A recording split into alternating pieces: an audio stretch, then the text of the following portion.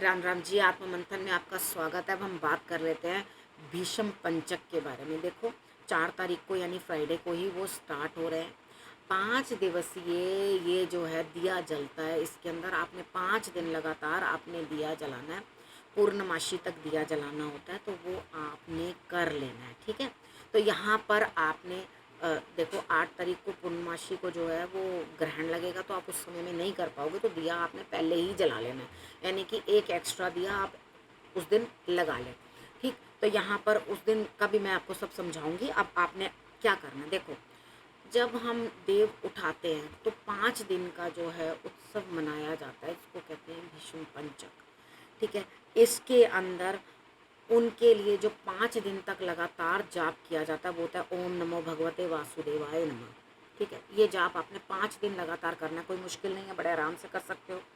अब उनके बॉडी के अलग अलग पार्ट्स की हम लोग 5 दिन के लिए ऐसे पूजा करते हैं जिसके साथ कि हम उनको पुष्प चढ़ाते हैं।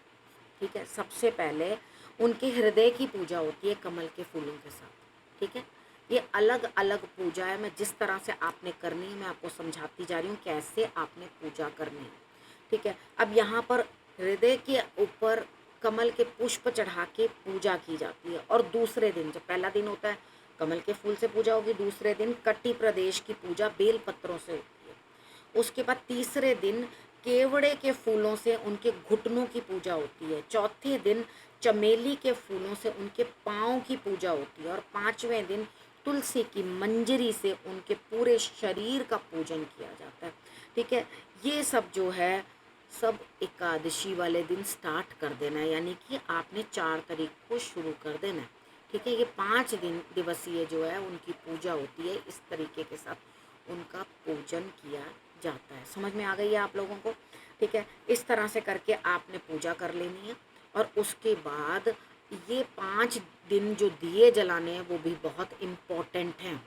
ठीक है, अगर एक दिन भी दिया छूट जाता है तो 5 दिए इकट्ठे एक दिन ज़रूर जला देना। लास्ट के दिन में जला देना, छूट गए तो वैसे छूटने तो नहीं चाहिए। हर रोज़ विष्णु जी के आगे आपने ये दिया जलाना है और इन पुष्पों के साथ जैसे मैंने आपको बताया है वैसे आपने उनका पूजन करना है। ठीक है, इसको कहते हैं भीष्म पंचक। ठीक, समझ में आ गई कैसे 5 दिन आप लोगों ने पूजा करनी है।